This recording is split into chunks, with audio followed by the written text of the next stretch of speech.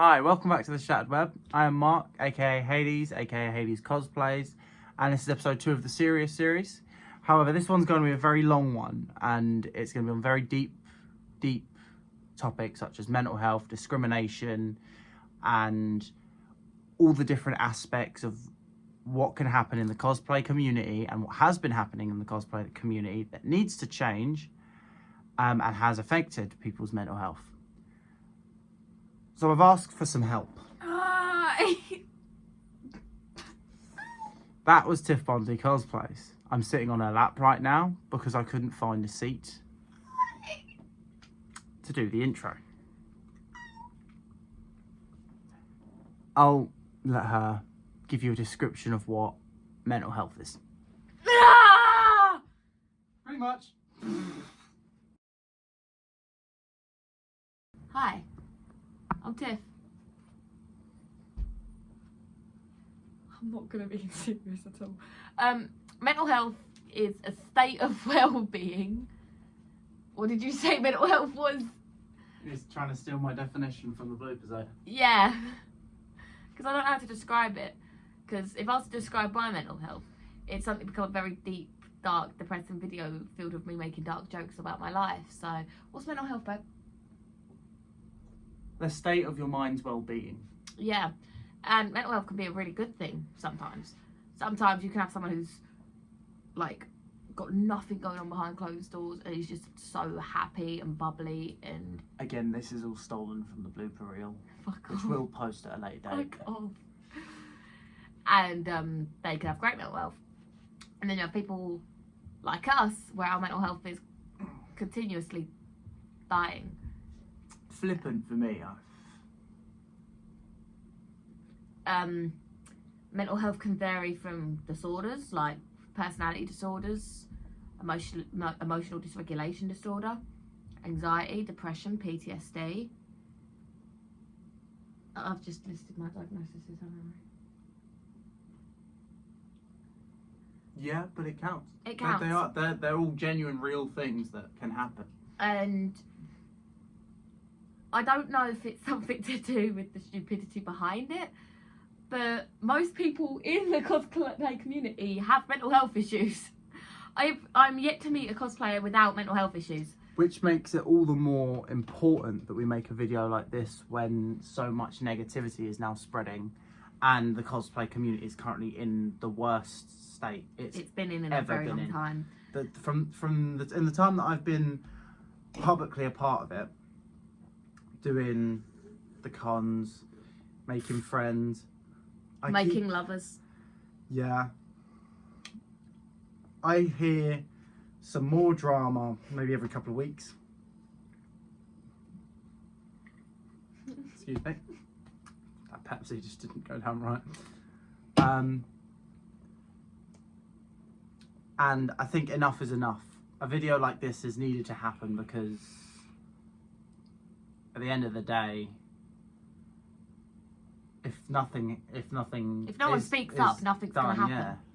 If nobody speaks up and takes it upon themselves to produce something like this, where it then presents the issues and gives ways of it being fixed, if no one has the bollocks to stand up and do that, nothing will change because no one's speaking up about it. I'm just happy to be here. I wasn't involved in the last episode, and when you see the blooper reel, you understand why. There was no blooper reel to the last one, but now I'm here. Yeah. And we've had to restart this video like 7 times already. 8. We're not restarting again. No. This is just going to be it. Yeah. So deal with the shit. Anyway, this is your series, so what are we doing first? So, should we start from the top and just work our way down? Because... Not what you meant? No, not what I meant. But I think the overall discrimination should be the start. Okay. Let's have you take the lead on this one and tell the audience your personal experiences with discrimination. Yeah, and again, I don't know if we have said it on this. No, we haven't said it on this take. This video is not targeted at anyone specifically. It's targeted at the cosplay community as a whole and the bunch of dickheads that are in it.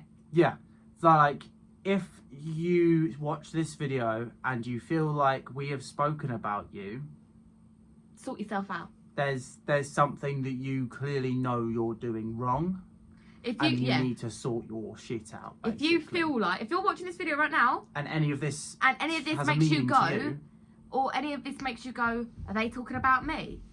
Then you need to go look in the mirror and sort your life out. Yeah. Or if you've got anything you could relate to in this video, please let us know. Let us know. Comment section, our Instagrams are always if you open. have been a target or a victim to anything we're going to speak to, because this will be a major trigger warning on this video for things like DEFCON 1 things for yeah, editor Tiff. but this will include things like sexual harassment and things like that. So there is a trigger warning in place. But if you've been a victim to anything that we are about to speak about, you know, feel free to comment down below. Our DMs are always open if you need a safe space to talk to, as we have experienced. Or use the comments as your own little mini chat room. Share each other's experiences. But if you want something a bit more private, our DMs are always open. And there's a lot of people in the cosplay community that aren't cunts. Not saying that we're perfect. We're far fucking from it. Yeah, we ain't evil. We have a habit of being idiots, but not. But we've tried to do right by our community and try to do everything that we're about to speak to in this video. That we try and do everything that we look. want I can safely say neither of us have ever sexually harassed someone, so that already puts us above most of the cosplayers. Not most of them. No, I'm just. That's part of the video. That whole thing there is part of the video. It's the stigma of people are starting to think that it's a lot of cosplayers. When it's not, it is just people publicise the wrongdoings, but they don't publicise the right doings. Therefore, you hear all this fight and Lafarge around publicise what we need to do as a community to combat this. Instead of naming names directly, because it's already been done, we're just going to take the input that we've had from the events that have occurred within the community and basically, in the longest, most winded way possible, tell everyone to sort their shit out. Not because it benefits us two personally. But it benefits the community as a whole. Yeah. And it benefits you guys more than anyone else. Like, it will always benefit the individual people that have been affected the most by it. Yeah. So, hi. Your turn. What was the topic again? We're going to start with the topic that you wanted to cover. Oh, okay. So, hi. I'm me. You're you. We're us. Yeah, so the topic I wanted to cover was it slightly moulds into elitism. Which we have another friend. Which we have a friend of ours covering as a topic as a whole, but there's later on in the video. I want to go about because it's something that I have experienced very personally, and it's something. I had to. It was too good. And it's something that I think is quite personal to a lot of cosplayers because I feel like it is something every cosplayer goes through, and that is when you first start out, your cosplays aren't great. They aren't. No first cosplay is ever going to be your best. See my first cosplay there, as in my first proper cosplay. That's made out of fucking cardboard. And then see my first ever Spider-Man suit here, and then my first sonar here. They are shit. They are shit. But that's not the point. The point is, when I took the time to make that sonar and make that cardboard Mandalorian, I was so proud. I was so proud because that was the first ever thing I had made myself. I hadn't just bought a shitty suit off of Amazon. I hadn't paid out extortionate amounts to get one of these. You know, the cardboard Mandalorian I made during lockdown. And I think lockdown was a very challenging time for a lot of us, and I think we all found different ways to cope. Some better than others. I'm looking at you, TikTok point of viewers. But other people found creativeness. They found cosplay. I started cosplaying properly and not just dressing up as a child You know, I started cosplaying in lockdown. That's when I started. It's not me having a relationship breakdown in the first lockdown, so I reclused into my room, played Xbox, and designed a new kind of Spider-Man suit.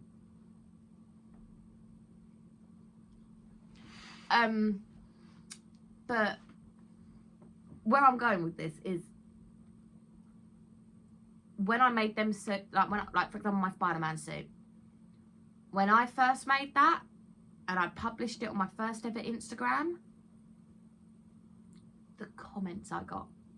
Now don't get me wrong, some of them were really nice, really positive. Others gave constructional advice of how I can better make my suit, which that constructive criticism helped me ultimately make that thing, which, go on, say it, I need to repair it. Punk suit. She needs to repair the punk suit. And it also inevitably led her to make that over there. Yeah, I made that. You've really fucked up the camera angle. But my point is, them shitty cosplayers sparked something that I'm so well known for now. Like, not well known for as in, like, you know, I'm some big deal, because I'm not. But a lot of my following has originated from the stuff I make, you know? Does that make sense? Yeah. And we all start somewhere. You know, I didn't wake up one morning and make that, the Arkham Knight armor, I'm pointing there so you can see a picture. I didn't wake up one morning and go, I can do this, and did it. No, it was a build-up of things. My Mandalorian armor was made out of cardboard, duct tape and wall paint. My first ever Spider-Sona suit was made out of black spandex, white puff paint and EVA foam that was attached with Gorilla Glue. The point is, we all start somewhere. And you make the same amount of effort yeah. in a cardboard Mandalorian armor that you do in a 3D printed, like, no word of a lie, body armor. I will come out and say, as someone who has done something so high grade as that and something as low grade as that, but I'm sorry, I will stand by this. That armor, that cardboard armor still looks fucking epic. It ain't great, but it's cardboard. And I will come out and say, fun fact, that cardboard armor took me longer than the Arkham Knight. That cardboard armor took me all of 2020 to do. It just shows that cosplay as a definition has changed.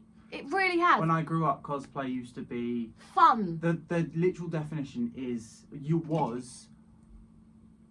cosplay is a means of expressing one's love and attention for a fandom that may not be academically inclined or something towards literature, like you see some of these Harvard students and Oxford students studying all of the big academically paid jobs.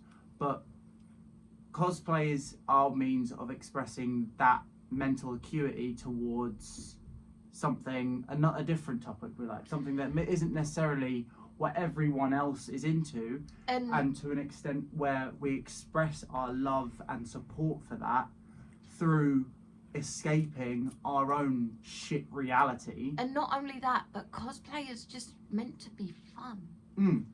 It is meant to be light-hearted. It's meant to be fun. And don't get me wrong, as I have developed in my cosplay journey, I do take my cosplays a hell of a lot more seriously than I did with that cardboard Mandalorian. But it's still fun. Or that Spider-Man suit I first ever made.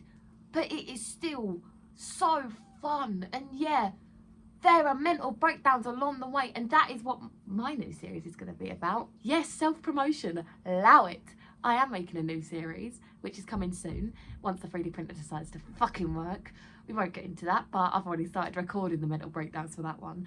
But my series is going to be exhibiting building an armour in its full, what it is. Because a lot of cosplayers or people that record it, they cut out the bad stuff. They cut all the meaty bits of the making and just kind of shows them sanding it down, building it, and putting it together. And then I feel like for people that are new to the community and that are new to cosplay, they're like, oh, it's this so easy thing that we can all do. And it's not, okay? It's not. It is hard, but that is the love and fun of it, because the more love you have for it, the more love you're going to put into it. And the so more love you put into it, the more heartbroken you're going to be if something goes wrong. but you'll also feel all the more Happier once it's happy done. once you've come up with something that you are happy with.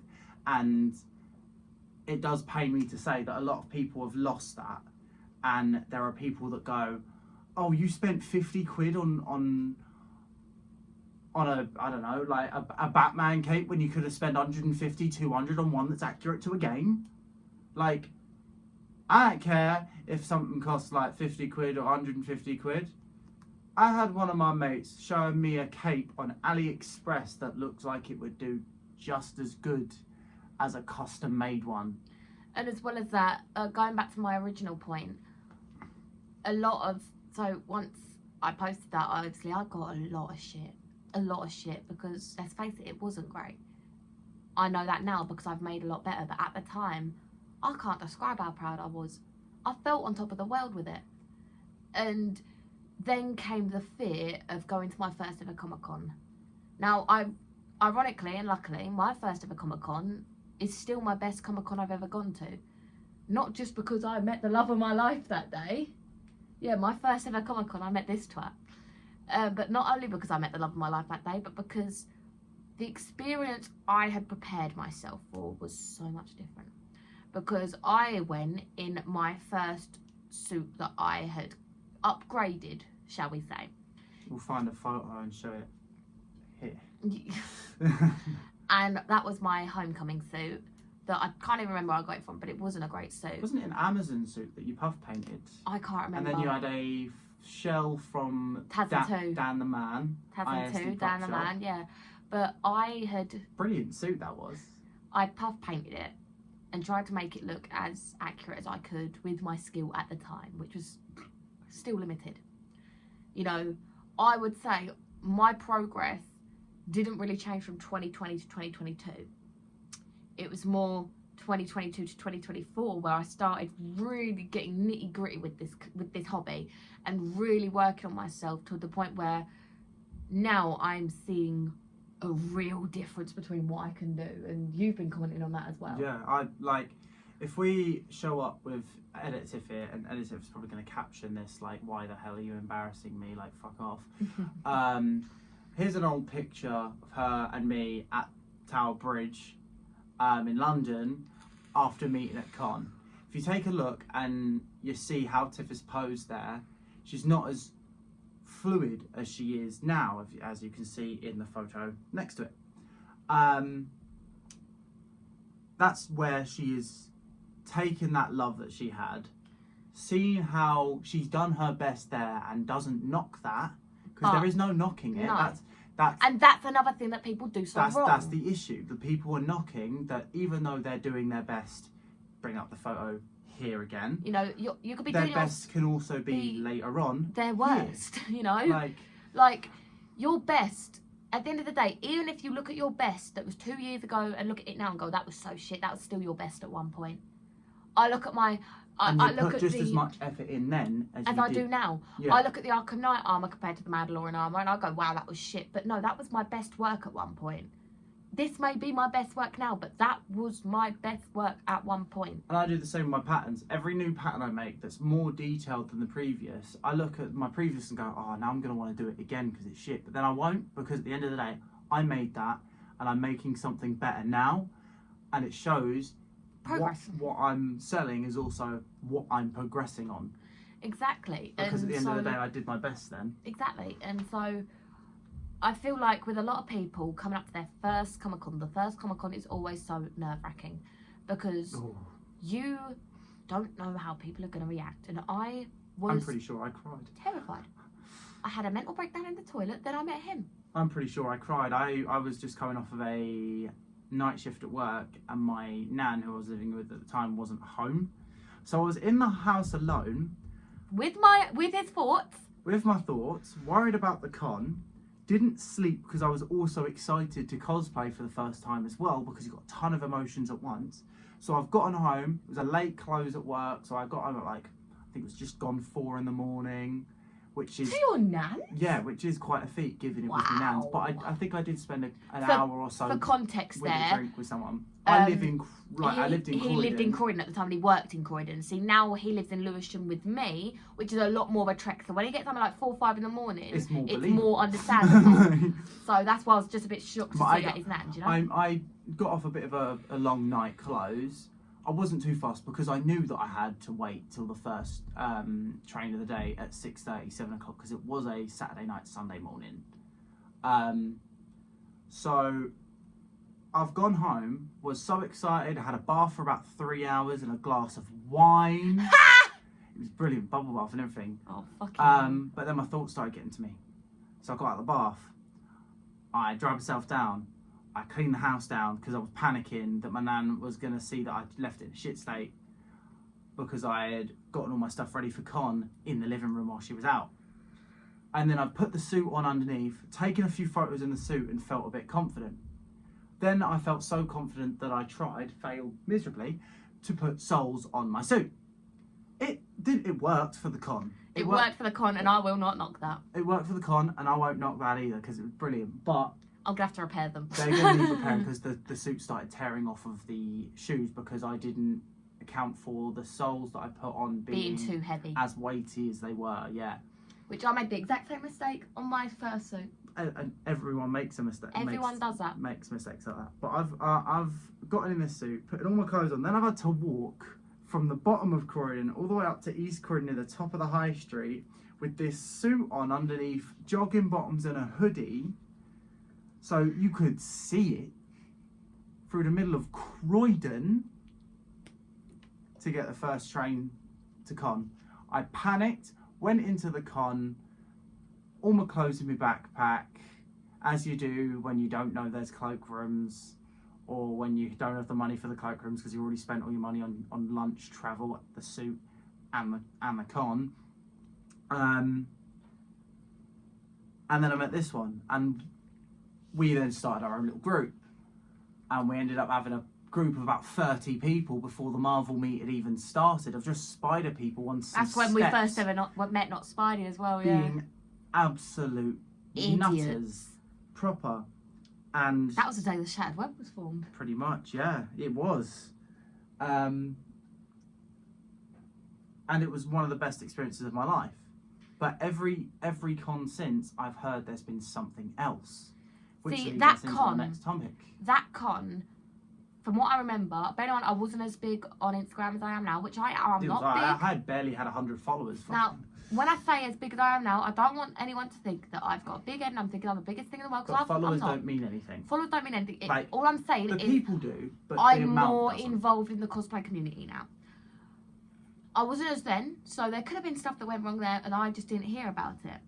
Like all the complaints about the heat and it being overpopulated that I found out about later on. But 2022, Sunday, 29th of May, 2022, the day I met him, I do not know anyone that had a negative experience that day. It was hot, yes. Was it overcrowded? No. But then again, it was a Sunday. I don't know what the Saturday was like. But then that experience of that con got tainted maybe a few months later because we found out that a cosplayer, fast growing cosplayer in the community, quite frankly ended up being a bit of an abusive fuck. Oh, and fuck, that was then, wasn't it? And a bit of a creep, a weirdo, which leads me into our next topic. So I want to say something just quickly to open this segment, because this segment is where the trigger warning applies. Comes into effect, yeah. Cosplay does not mean consent. Nope, never does.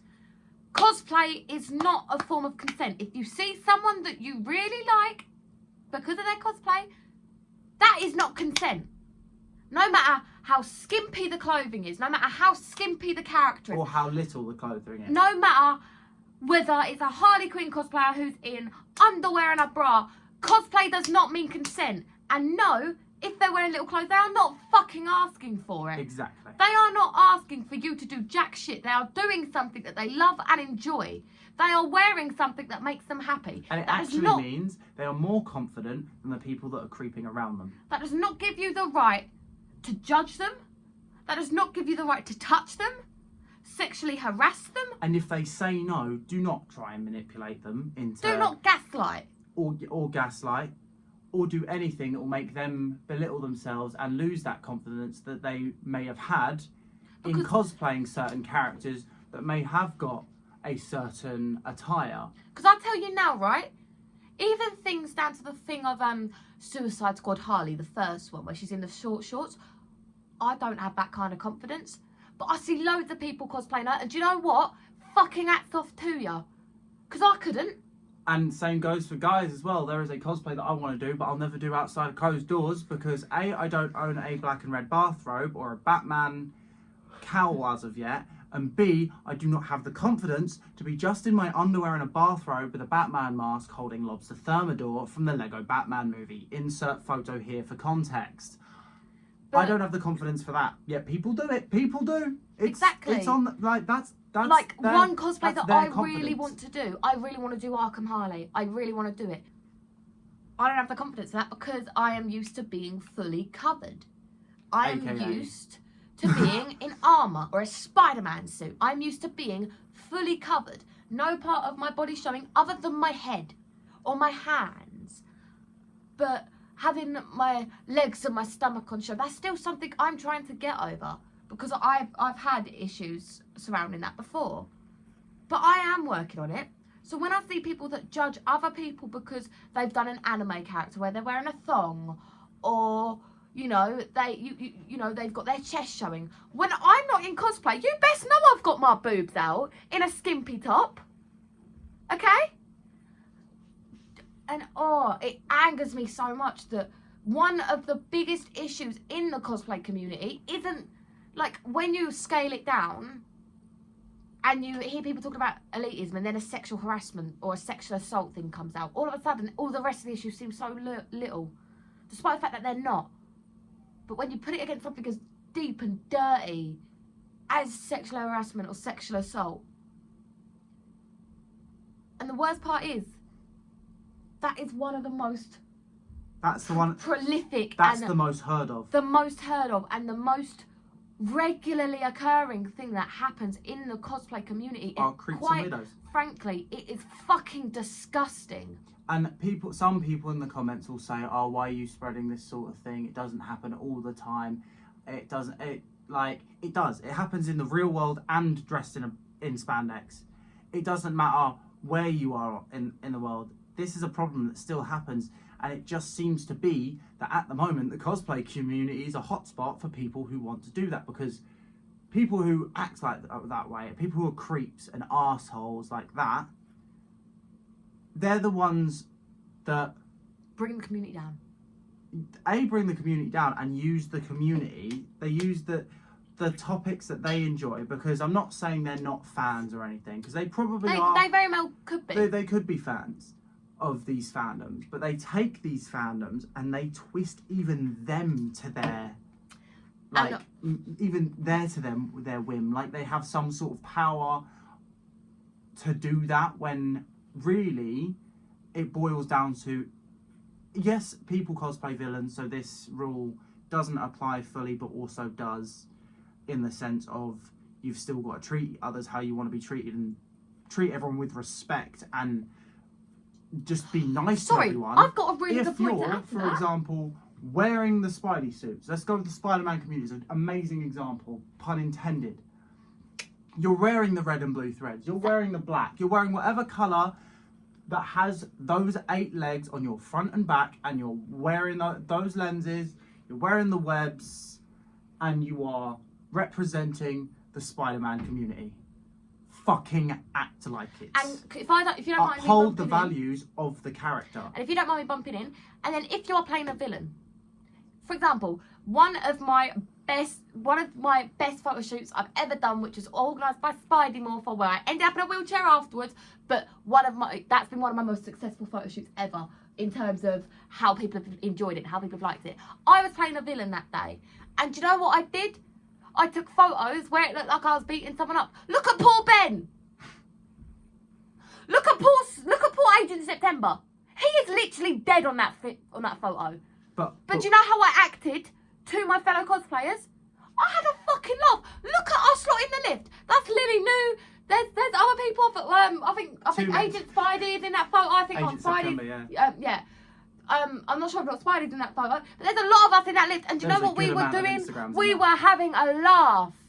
Look at me and Spidey Morpher there. I'm giving a fucking evil grin. But behind the photos of where we're being evil and beating each other up and having fights, behind that... Take me in the Arkham Knight as well. There's me standing next to a few other cosplayers with Tiff as the Red Hood. Yeah, the Arkham Knight's a villain there. And he's a villain in the game. But I was still being respectful. I asked so nicely to a guy dressed in the biggest beefcake Superman costume I have ever seen. I've been following the guy on Instagram for a while. He's actually currently working on the Batman 2004 undershell for my fabric cowl to do a fabric live action version of the Batman 2004 show. And he is a leading example of the values of a character. When he was dressed as Superman at MCM in January, my God, he felt like Superman. He was incredible. He was so incredible to speak to. Same with the Batman. He had a presence. Even as Batman, he had a presence. He was incredible to speak to. He was respectful. He's such a lovely guy. And so, if and you I are trying to... I tried to treat him the same way he was treating me. Yeah. I'm not going to be an arsehole, just because I'm in an arsehole costume, like just because I'm in a suit that just because you're playing of a guy who tried to kill Batman, I'm not gonna try to kill Batman. And here's another example. Here's me as Red Hood with my really good friend that I've known since lockdown, Metalhead Swifty, as Edward Kenaway, right? We're both arseholes in that situation, but Edward Kenaway Kenaway was a bit of a dick, but he's an anti-hero. Red Hood was a bit of a dick. Such close friends, and do you know what? People try and say, "Oh, I'm acting like an arsehole because my character's an arsehole." No, if you want to use that as an excuse. If you want to take a photo beating someone up, you ask if they like the idea and they're cool with it. You take that photo, and then afterwards, you know what you do? You have a laugh. You act like yourself. Most cosplayers will have a laugh and respect you more if you just walk up to them and quick roleplay here. Can I get a picture of me brutally shooting you in the face like Batman from Suicide Squad? I'll tell you what would be a really good idea then. If you want to do it like that. If I go over to that park bench there and go like that, and then you just hold the gun up to me there, I feel like that'd look really cool. And then we could do that, and then afterwards, would you mind if I took a picture with my hidden blade and have you against the neck like that? Would you be cool with that? See? And then another thing I want to get into is, so this one's more towards the big leagues of cosplayers, the people with loads and loads of followers, that try and use that as a method to gain victims. Mm-hmm. To people... A way to manipulate people into getting what they want. So... Which more often than not is just to be a creep. Let's say, massive trigger warning here. You coerce someone into doing something, and then when you realise what you've done, you use your following to bribe them to keep their mouth shut. Which has happened too many times. It happens. One of the really famous... well-known ones, which I will mention because it was so big, was Spider-Man Lotus. Oh yeah, the Spider-Man Lotus thing. The Spider-Man Lotus controversy. Gavin J. Connock tried to basically get everyone to forget all his of racism. the controversies behind his own racism, Warden Wayne's racism, and then a sexual assault claim between a lot of them. And the sexual assault claim between them, by still releasing the movie and hoping everyone forget, just for the movie to be a ton of shit. Like, let alone the fact that that was another famous case of them basically saying, if you speak up, I have got the following to twist it around on you. And everyone on Twitter and Facebook and Instagram saw those screenshots when they came out. Like, stuff like that happens on a smaller scale. People don't see it all the time because it doesn't always get posted about, because the people who are getting victimised, they are scared. They're terrified. And I've only seen in recent times only a handful of people step up, and I've shared their posts on the matters every single time they've come up. Or I've DM'd them a message, because some of them I'm friends with, saying, look, I'm here to, like, if you want to talk or vent, and I'll share what you've shared as well, if that's all right. I'll share what you've shared on your story to mine as well, if that's okay with you. And I'll ask them, is that all right to do? If they're ready for someone else to also share it too. And that's because it happens and people are terrified of releasing it all. Because it takes balls. Mm. And that's not to say that if it's happened to you and you haven't stepped up that you haven't got any balls, no. But what all that we're trying to say is people speak up, people don't. If you don't speak up, that is your choice. If it is your trauma, you've got every right to share it or not. You have every right to not share it. You have every right to share it. And no one will judge you if you've been a victim to it and you have chosen not to share, or if you've been a victim to it and you have chosen to share. No one will ever say you're a pussy for not sharing it, and no one will ever say you are selfish for sharing it. At the end of the day... And the only people that do say stuff like that... Are the people that are guilty of it themselves. Are the same people that are guilty to something similar or the same thing. Or the people that are friends with them or people around them. Because there is always going to be other people, not just initial people involved in any drama. When it comes to the cosplay community, it spreads like wildfire. And shit does travel fast. But at the end of the day, we're also a very, very big community. There will be people who will believe you. And there will be people that won't. No matter how much evidence you provide. But if you find the people that believe you and know that you didn't deserve to be treated in a certain way, then they're the ones you keep by your side, and it doesn't matter if the people that don't believe you, who will still make the comments or still send anonymous messages, you can just block them and the anonymous messages can just be ignored. Because you've got a secure circuit of people around you to help you. Exactly. And I want to make very clear that us two are two of them people. If anyone needs to speak to anyone about anything, we're here. Our DMs are always open. We may not respond to you straight away. Because we do have we are rather busy. Oddly busy lifestyle, given that we spend hours doing these videos. And work. Yeah, I just came off a 40-and-a-half-hour week doing nights. So anyone who's at the point of this video has got patterns being made, I'm hoping to get them done at the end of either this day or the week. So that's just an example of how busy we can be. But even if we don't read them to begin with, you'll know that you've gotten it off your chest. And we will read it. And we will respond. Mm. And we will give you advice if you want it. We will help you as much as we are physically able to, as two adults that are basically children. Yeah. as two adults that do not act like it. But we will try and do our best. And we will always try and support our fellow cosplay community. Yeah. I think that is a really good closing statement for that segment. Yeah. Yeah. Elitism.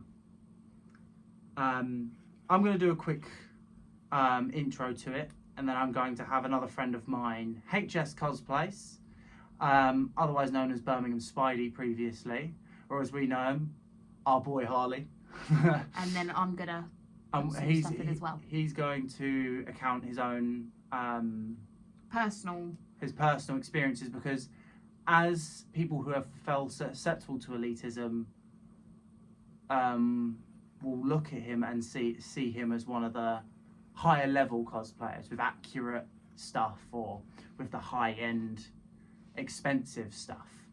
That's so coming from someone who has got some of the best looking cosplays that I've seen in a very, very, very long time that I've cosplayed at this point, it shows that there are people even on that side of the cosplay community where people are spending this much amount of money, or they're spending and building these very, very high detail cosplays, that it still happens. And well, I'll let him do it. Hey all, hey, just cosplays here. So yeah, elitism, gatekeeping, and bullying. Um, there's so many instances of such topics. Um, way too many to talk about, but in terms of me and just what I've seen, experienced, and just overall in the cosplay community, uh, there's a lot of it. There always will be. There's always going to be negativity and bullying and people that are jealous and sad and lonely and have got nothing better to do than to take the mick, and mainly people that don't understand. um, if you go up to someone in the street and just go, do you know what cosplay is, they're probably going to go, what the hell are you talking about?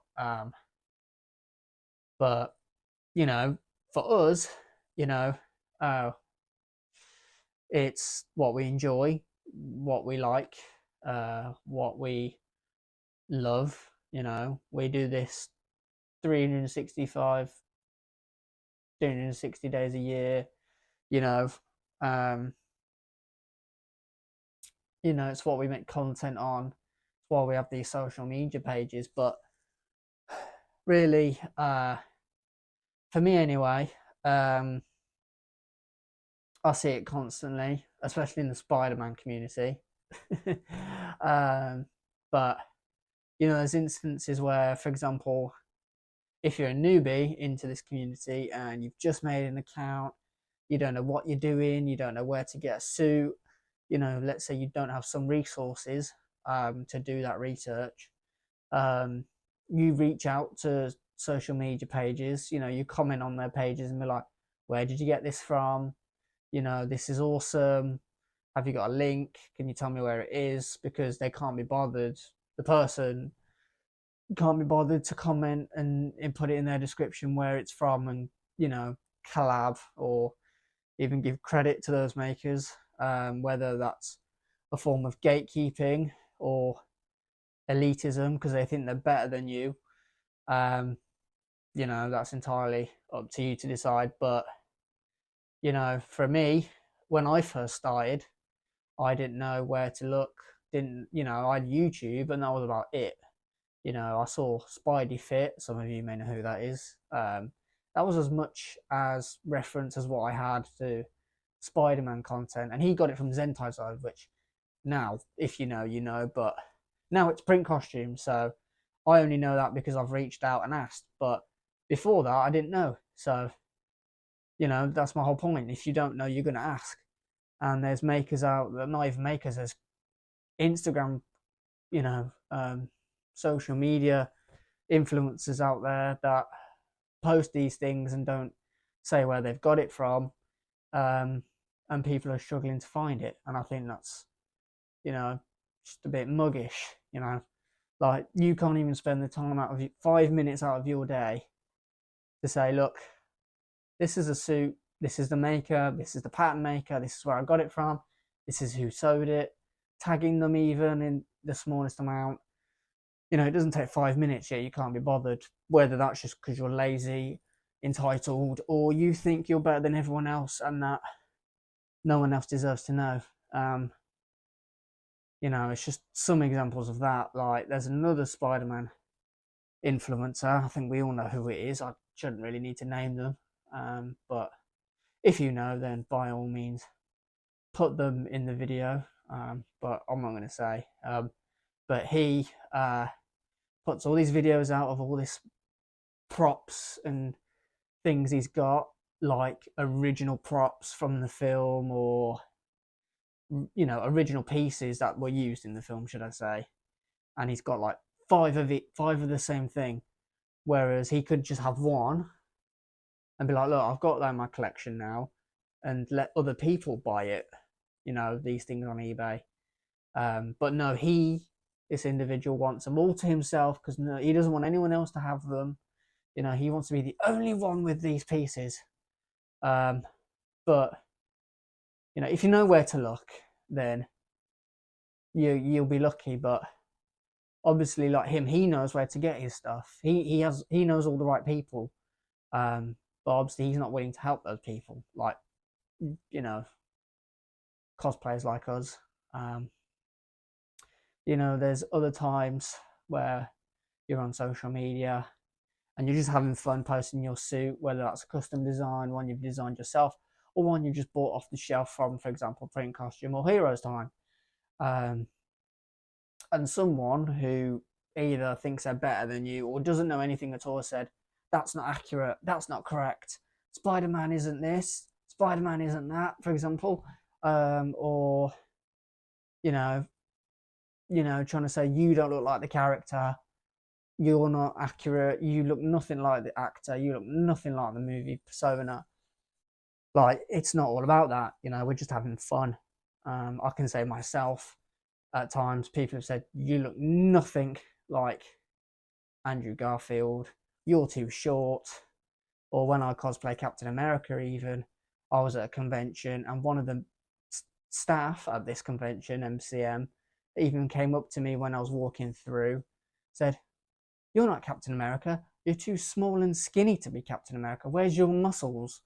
And I was like, well, I have a muscle suit on, you know, I have boots that make me taller, you know, so shut up. Like, we're not all 6'5", you know, jacked to fuck, you know. But, you know, some of us are, which is great, you know, each to their own, but some of us are young teenagers, have different body types. It's not all about accuracy, it's not all about being the right, you know, right person for the fit. You know, there's not one specific gender that can cosplay, there's not one specific style you can cosplay.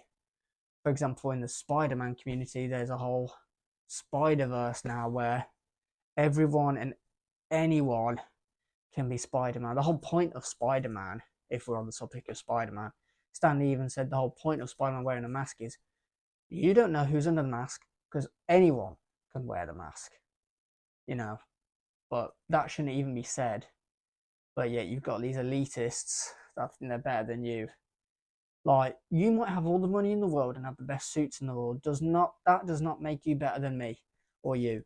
You know, we're all the same. We're all having fun. We're all on the same level. You know, there's no one better than each other. You might have a £10 suit from eBay, Amazon, Etsy, AliExpress.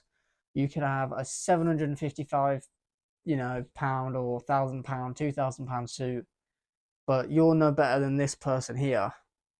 You know, so it's just one of those things. Everyone, I'm sure, even the most influential people on Instagram with thousands of followers, have received hate in their comments and elitists themselves. But hurt people, you know. Again, no one's perfect, I know, but it goes without saying you shouldn't bully anyone. I myself are an advocate for non-bullying. I'm a bullying ambassador, anti-bullying ambassador, should I say, not bullying. But you know, if I see someone bullying someone, I'm going to call them out. If that's at a convention, which I have done, or if that's online, again, I have done. You know, like, what I advise you to do, anyone watching, is if you see someone in the comment section on Instagram saying, where did you get this suit? And you know exactly where that person's got it from, just mention them and just say, look, this is where he's got it from. You know, here's a link to it. Message them privately, whatever. Because I do it, I help out a few people. Or I have a YouTube myself where I, you know, do reviews, go in depth about things. Yes, me personally, I like accuracy, but does that make me better than you? No. Does that give me the right to comment in your comment section saying that I'm better than you? No. Does that give me the right to go in your comment section saying this is wrong, this is right, you know, you need to do this to improve? No, it doesn't. Do I do it? No. If someone asks me, you know, like, how do you get it so accurate, or where can I find this piece? What can I do to improve? Then I'm going to say, look, here's where you can get a better pattern. Here's where you can get a better face shell. Here's a place where you can get a better whatever, you know, web shooter, trainers, shoes, jacket, t-shirt, hat, mask, you know, you name it, you know, more than happy to. But I'm not going to go out my way to go, you're wrong, this is right, I do it right, you do it wrong. No, you just don't do that. But yeah, you know, other than that, really, you've just got the regular bullies. But, you know, I don't have to go on and on about bullying because, you know, we've probably all experienced some form of bullying. If anyone hasn't, then I'll be very surprised. You know, but if you're getting teased in or out of social media, then all you have to simply do is just ignore it. Or if you're in school and you're getting bullied, then just report it. You know, that's the best thing you can do. Or if it's on social media, report them, block them, you know, restrict them, call them out. Even just call them out on your story and just say, look, this person's bullying me. Have it. That's what I do anyway. But you know, that could escalate things. So maybe don't do that. But yeah, for me personally, as a mediocre cosplayer, I feel like it's my responsibility, if not everyone else's, to, you know, help those that don't know anything.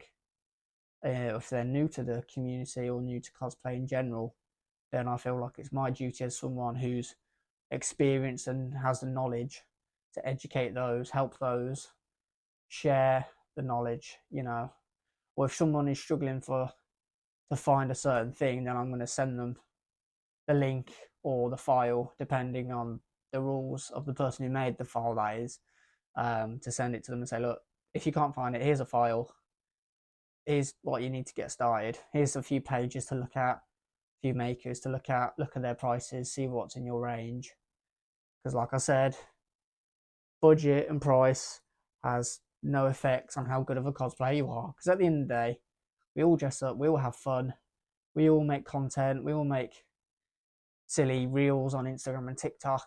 You know, we're in the generation now where social media is at its prime and where everyone is glued to their phones. But yeah, to be honest, that's probably about it for me. I'm sure there's more and more and more, but I think that basically just covers all the gists of it, really. But yeah, if you have any questions, queries, or if you yourself is struggling for cosplay ideas or trying to find a certain suit, feel free to DM me at HS Cosplays. And yeah, I think that's about it for me. So Much HS Cosplays for doing that segment for us. And then I'm just going to add in, I think, a personal account on both of our behalves, which is probably most deeply felt within the Arkham Knight armour. Me and Mark, this is probably our biggest cosplay, and one that was really well taken, but we've still been targets of elitism. Yeah, there's been people pointing out issues with it, but there's also been good people who have told us things that we can do to improve. Like, for example, I had someone approach me when I was wearing the Arkham Knight and saying, oh, your Arkham Knight undersuit, are you going to add the straps and the clips and stuff? And I was like, actually, I'm making a pattern for it. So I've got a spandex shirt, basically, with a full spandex bodysuit. We can glue all the clips and straps and sew them on, and then I can also put the cargo trousers that I've usually got over the top to have the baggy bottom, which I plan on wearing to Birmingham MegaCon in a few weeks' time. So the helmet needs repairing, and I need to add acetate or clear see-through plastic to the Arkham Knight eyes, just to kind of add to that, because that was another thing someone said to me, is like, use like acetate or some sort of dark kind of sunglasses-esque thin plastic that will then shield your eyes enough and also still allow you to see all the same. Because one of the issues I have at the moment is you can see the red hood underneath, and I like that aura of mystery before I take it off and shock people, because part of the Arkham Knight armour is that shock value of going, wait, hold on a minute, you can turn yourself into the Red Hood as well? Holy shit. Because that was always my intention. I've always wanted to have an Arkham Knight armor that I could do that with. You're because, thank you.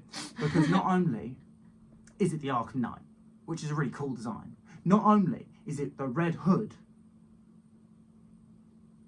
but Ow. you can switch between. How fucking cool is that? Like, I think it's fucking epic that I can just go clip, clip, wow! Like, it is brilliant. It's something I had never seen anyone do. I've seen people switch out the helmets and unclip the chest. Yeah, but I hadn't seen anyone do the unclip the chest, change the biceps, take the helmet off like it does in the game where he just lifts the helmet up and it lifts off. Like, but I've also had people going, but it isn't 100% accurate still. Oh, but it isn't this, it isn't that. It doesn't do this, it doesn't have a voice modulator in it. Well, I'm sorry I sacrificed an electronic voice modulator to have a helmet on the inside of it as well. Like, at least it's got LEDs and it lights up. Like, it still lights up. Like, that's accurate to the games. And then I've also had people go, oh, but why isn't it a visor? It's a solid plastic that you've painted. Maybe because we didn't have a 3D printer. Or people go, the guy we commissioned didn't have. And you know, they really famous, filament, popular Arkham Knight cosplayer that we love. And people go, well, you'll never be him. You'll never be that guy. You'll never be as good as some-and-so or some-and-so or some-and-so. But I don't want to be. I want to be as good as I can be, not as good as somebody else can be. Yeah, we're not trying to be the next big that guy. We're trying to be the first us. And I don't know why you're avoiding saying his name, because Superman Fit is a fucking amazing cosplayer. I can't remember his cosplay name. Superman Fit. Fit. He did the Arkham Knight that I saw, same files that I use in America, and he looks amazing. So of course I wanted to cosplay it as well, because I was like, oh, I like your style. I didn't know it was possible, so I'm gonna do it because it's a cosplay I want to do as well. But I've had people say to me, oh, you've done the same one as him. You're not as good. I'm like, you're copying. I don't want to be as good, and I'm not copying, because it's a character that neither of us created. Yeah, between like each of us individually, with Tiff's help, most of it, and him and his missus building it, doing their stuff. We've each in our own respective rights built our armor, created it like that, but we haven't copied each other. And I haven't copied him. Like, I don't even know the guy. I haven't actually spoken to him directly. I've followed him on Instagram since I started out as a cosplayer, because his cosplays are fucking brilliant. But I've never spoken to him directly, and I'd never want to steal anyone's work like that, because at the end of the day, that's his work. That'd be like me going up to him and stealing his suit. I wouldn't steal his suit like that. Like, if that would be how it would count as stealing.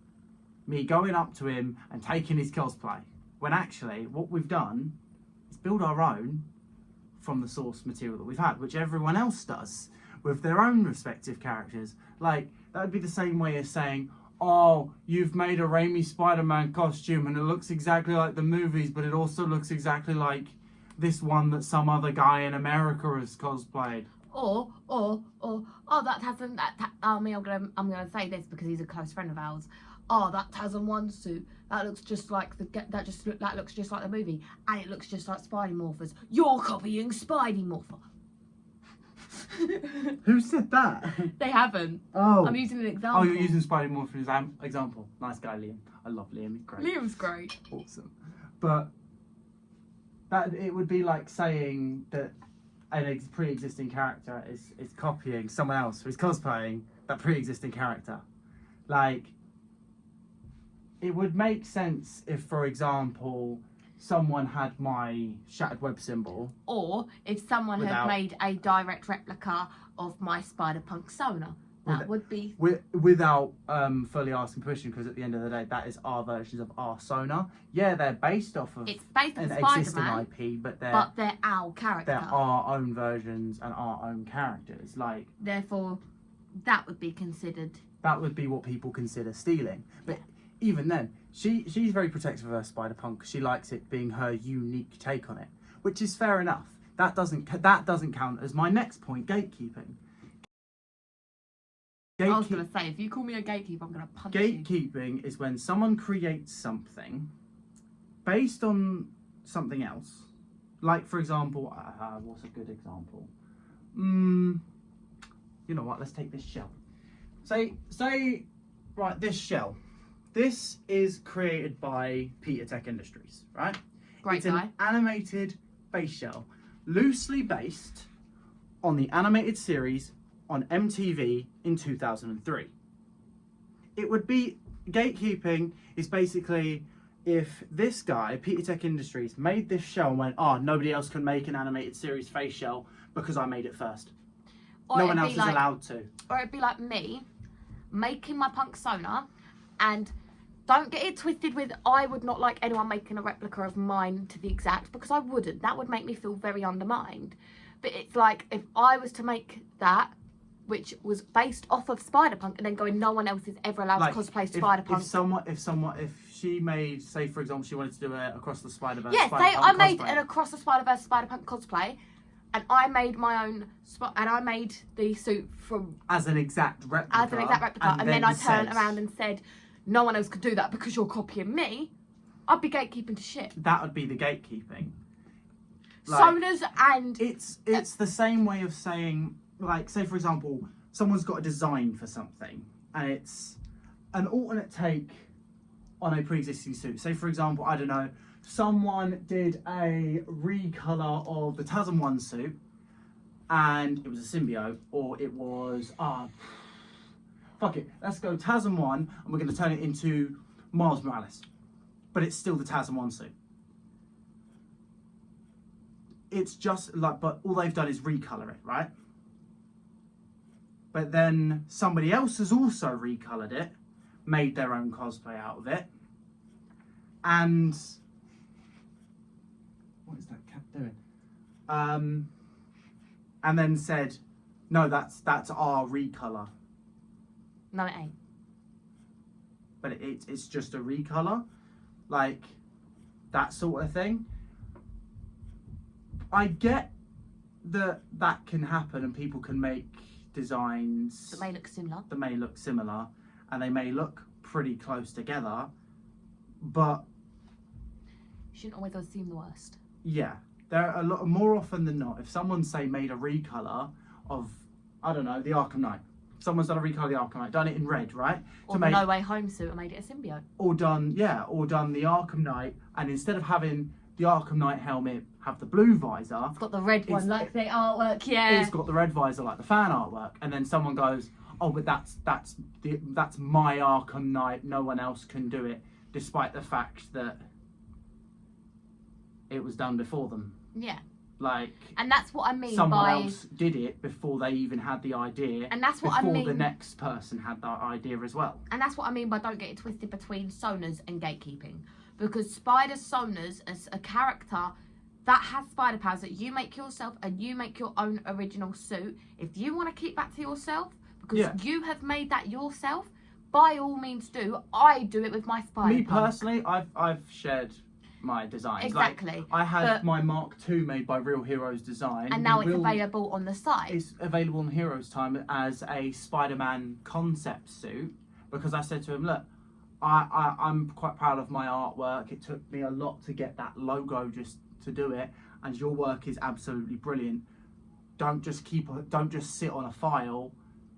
That it would actually mean more than the money of like paying for the pattern to see someone else wear it. Yeah, like I said to Real Design, it would probably mean more than the commission money that I give you, saying, look, send this design out, and if other people like it, you're earning more off of it, and I'm feeling like my design is loved by more than just you, me, and the person that made the pattern for me. Like, that does not make me a gatekeeper because I refuse to share my Sona. Just because Mark has because everyone's got the right to their own Sona. Like, if I wanted to, I could keep my version of Peter Riley Parker, as I call him, to myself, that design can just be just mine and just my own, but Because that is our choice as a sonar. because that's our That is spider our sonar. spider sonar. Despite, that is our despite mine character. being a derivative of a version of Peter Parker, it's my Peter Parker. So It's me. if someone says that their sonar is not allowed to be recreated, that's because that is theirs. That is That's not their choice. that is not gatekeeping. What gatekeeping is if you make something that already exists and basically say no one else can do it. In simple facts, it's like making, I don't know, a Spider-Man PS4 face shell. You've made one of them, and Someone else has made it, and you've then said you can't do that because I did it. why are you selling that shell? I made it. It's mine. Which is then can be put down to gatekeeping like that. However, there is also the added bonus of everything being online, and people do steal people's work.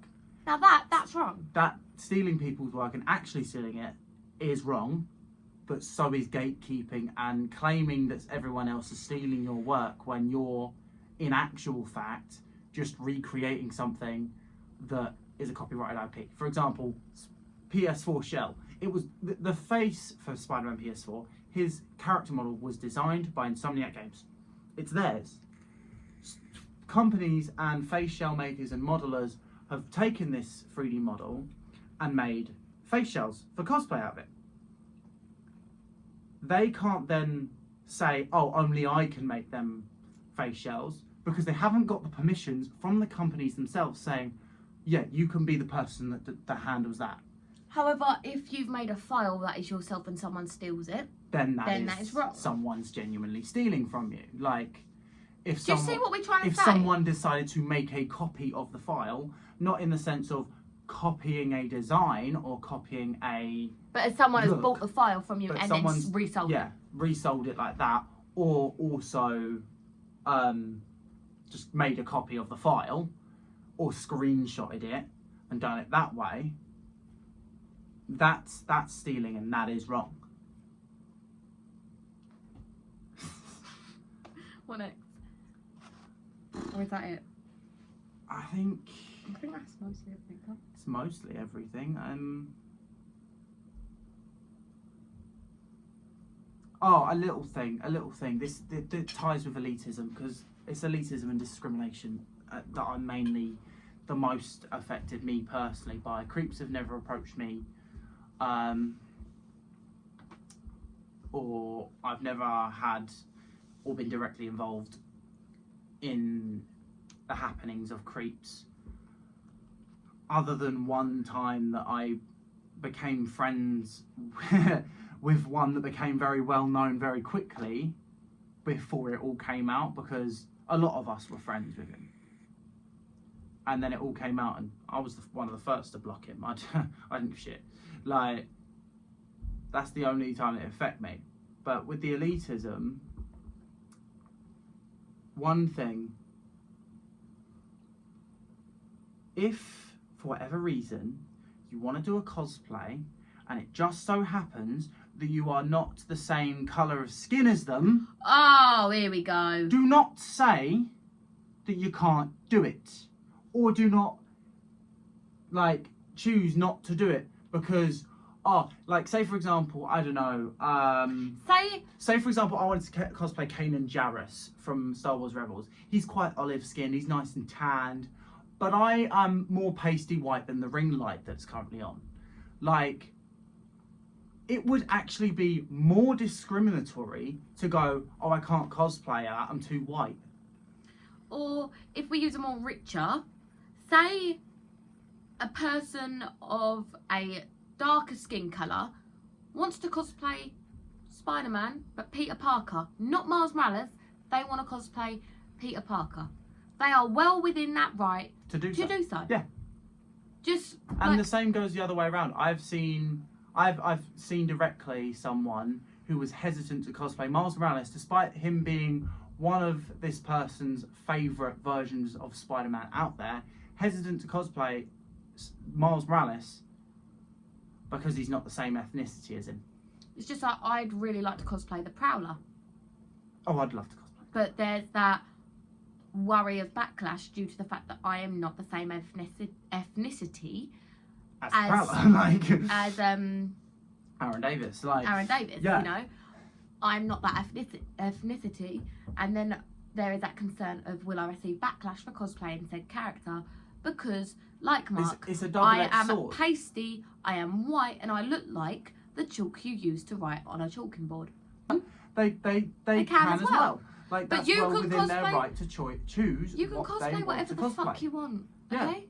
You can do what you want. Within the confines of being respectful to all of humanity and not rocking up to MCM and like naked. Or say you're cosplaying Miles Morales and you are white, don't paint yourself black. Yeah. Don't. You can don't do cosplay Miles blackface. Morales, no matter what ethnicity you are. Just don't commit blackface. Like that, then don't do that. Because You know, if you do that, there are then so- becomes racist. There like, are so many ways you can cosplay a character that may not be of your ethnicity, whilst remaining respectful to the ethnicity that you are cosplaying. For example, and it's elitists who tell you you can't. For example, if you take a character that had such a massive, overwhelmingly positive movement caused by it, let's take Black Panther. Do you remember the Black Panther movement with the Wakanda Forever? And you've still got elitists to this day that say to people who may see Black Panther as one of their favourite superheroes, like, for me, Black Panther, he's one of my top. Black Panther is awesome. I've been reading Black Panther comics for ages. Like, I got into Black Panther in the comics since just after Civil War. Like, because I've read the Civil War graphic novel and I liked almost the aura of mystery around Black Panther. The more, almost, he was treated Batman-esque at that point in the comics because no one knew him. He's the king of a country, he's super mega rich, and he dresses up in a black cat suit at night and takes out bad guys, poachers that kill endangered animals, and he's also like one of the spokespeople in the comics for trying to find a solution for doing better, and one especially climate change, which is also a massive reason why Namor the Submariner also managed to get such high popularity, because a lot of his stories represent the pollution of the sea, which a lot of the DC films and recent DC comics have tried to do the same with Aquaman, and it has to some extent worked. Also, can I just quickly say one thing, which it's very controversial, but I loved Black Panther too. It was really good. I think everyone loved it. I think the only bad reviews I've seen based on it is Chadwick Boseman being dead. That, and people getting too... It's getting a bit annoying how many people are going, oh, the MCU isn't the MCU, it's the MCU. Well, maybe women do need the representation of the MCU as well. You need not being funny, but Shuri did an amazing and she did. job. She was amazing as the Black Panther. Amazing job. Her as Black Panther in the comics. And I read that, it was brilliant. And I loved seeing the duality of her fighting between you've just killed my mother, let me kill you. And also fighting the duality of wanting to do her brother, who had just died, proud, and wanting to go down the path of Killmonger, who wanted revenge for what had happened. And we saw that actual battle, we saw both sides of it. Like, but yeah, Black Panther is a character that one day I would very, very much be happy to cosplay. I want to cosplay the Cape version from the comics. No, but yeah, I want to cosplay because I love the design. You can hate me for that, but I don't care. The Fortnite Black Panther design is brilliant. You get the optional for the classic cape, but then you get the glowing parts from the movie. It's brilliant. I'd love to cosplay Black Panther. However, the more elitism I see, the more I start to think, if I cosplay Black Panther, will I look like that one meme of Ryan Gosling photoshopped on Black Panther's body? But cosplay is not as serious as a movie. It is you dress but up as a people are character that you taking love. That seriously, which makes me just as worried as if it was if Marvel were considering hiring Ryan Gosling to play T'Challa. And I feel like the perfect way to close off this segment is a quote that was made by Stan Lee. The one that I made in the previous video. One of the things that Stan Lee loved so much about Spider-Man was his face was covered. Everything was covered. You didn't know the colour of his skin because you couldn't see his skin. And better yet, being that he anyone is, can wear the mask, no matter who you are. You can't see jack shit. And better yet, the kid that he is under the mask, it never mattered about his ethnicity, about his religion. For crying out loud, the original Spider-Man, yeah, he was a white kid, but I'm pretty sure he was Jewish. Yeah. And he's Jewish. And he's also got eyesight problems. He's a nerd. He can't do athletics because he's too skinny. He is a nobody. He, in the eyes of society, and especially modern society and the younger people, will not see him. He is a nobody. He is walked past and no one would think twice. So not only is he a nobody that no one would think twice about who he is under the mask when he's in the suit, but he's a nobody outside of the mask. He's the underdog that it doesn't matter where he has come from. That's why it's touched on so little in the comics. It doesn't matter where he comes from, whether it's Peter, Miles, Pavita Pavaka. You fucked that up so bad. Pavita Pavaka was one of his original names. Oh, was it? Yeah. Pavita Pavaka. I'm trying to remember how they pronounce it across the Spider-Verse. I'm trying to as well. But I can't. Pavita Pavaka? I think so. Yeah, I'd never read the Spider-Man India comics because I kind of fell out of love with Marvel for a bit, and it was right during Spider-Verse, which I hate it now because Edge of Spider-Verse and Spider-Geddon, I read back and they were amazing comics. But I've got them upstairs. It doesn't matter who is behind the mask. For fuck's sake, they're doing that with Batman as well recently. Like, it doesn't matter who it is behind the mask. It doesn't matter who it is in the costume. They are still that character. All that matters is that you're representing that character. Take, for example, the Battle for the Cowl storyline in Batman as well. Bruce Wayne died. They needed someone to replace him. And other than when they put it in the story that people were starting to realise this isn't the same Batman, Dick Grayson was Batman. And he took on the mantle. And for a long while, until DC decided, oh, let's change the story and bring Bruce Wayne back and write it into Dick Grayson's story that he has to now struggle with people figuring out that Batman's not the same. He was Batman. The same way as DC's Future State that came out a couple of years back. You didn't have Bruce Wayne as Batman. You didn't even have any of the Robins as Batman. You had Luke Fox, Lucius Fox's son, play the next Batman. For fuck's sake, Superman in Future State is Lois and Clark's kid, but he is bisexual and about 25. He still counts in main DC timeline as Superboy. But people just think, no, this is Superman. This isn't a replacement Superman. This is the Superman. The same way that, it's also the same way that we've had, how many Robins now? We've had 6. Dick Grayson, Jason Todd, Tim Drake, Damian Rain, Carrie Kelly, Duke Thomas, Stephanie Brown, and however many other ones from other universes, because they're just the core ones that I know off the top of my head. It doesn't matter who was behind that mask. Criminals and the general public in the comics looked at them and went, oh, that's Robin, the boy wonder, or that's Robin, the kid wonder. Because whether they're male, female, black or white, or whatever ethnicity, whatever religion, wherever they came from, they were Robin. They were, like, just like everyone who wore the cowl was Batman. Everyone who's worn the webs is Spider-Man or a spider character. Like, it's the same way if anyone as a cosplayer, for example, put on the Black Panther suit, helmet on or off, they are the Black Panther there. In that moment, they're the Black Panther. That's who they have chosen to be at a convention, out on a photo shoot, doing something like that.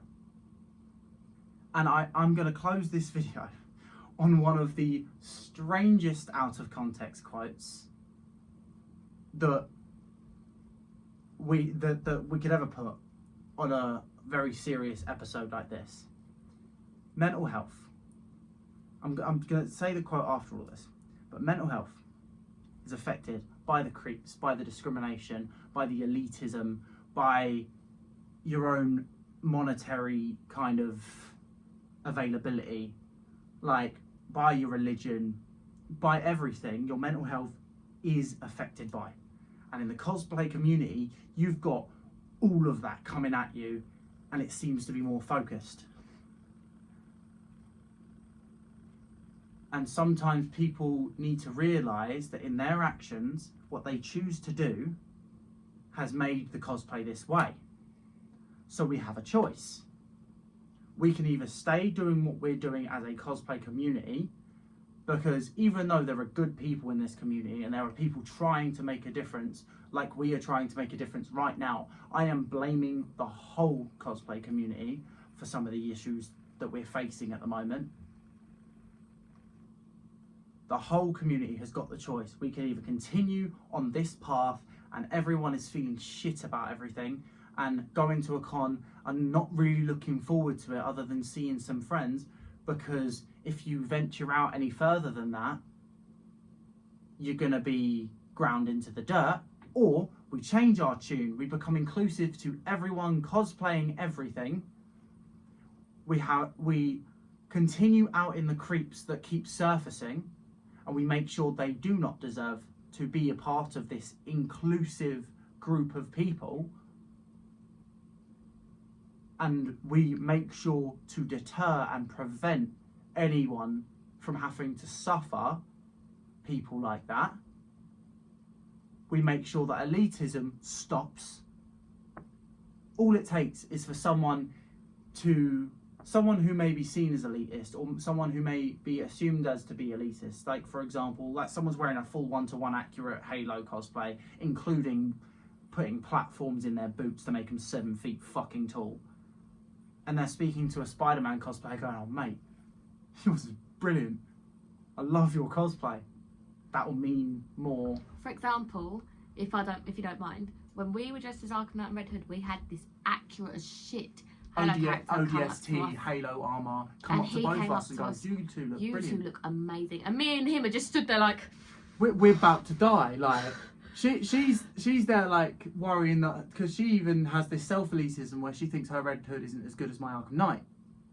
it ain't. But I was also standing there whilst we were being approached with my arm gauntlets off, my biceps off. I didn't have the helmet on. The helmet was on the floor. And I had my bag out trying to rummage through. I didn't even look like I was fully cosplayed up. And they went, "Mate, you look great." And then he did this thing that made me go a bit emotional, going, I bet it's all her. And she got loads of those praises for it. Elitism stops with people doing that. And if there's still people doing that, I have hope. So we all need to do it. Like, I've seen, quite frankly, someone make an Iron Man armor out of cardboard, and it looks fucking brilliant.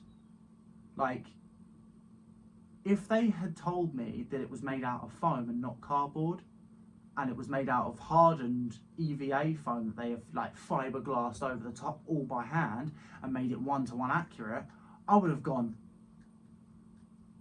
yeah, I could see that. But it was cardboard, and you could see some of the cardboard edges, of course, because it's cardboard. You could see where it crinkled over time.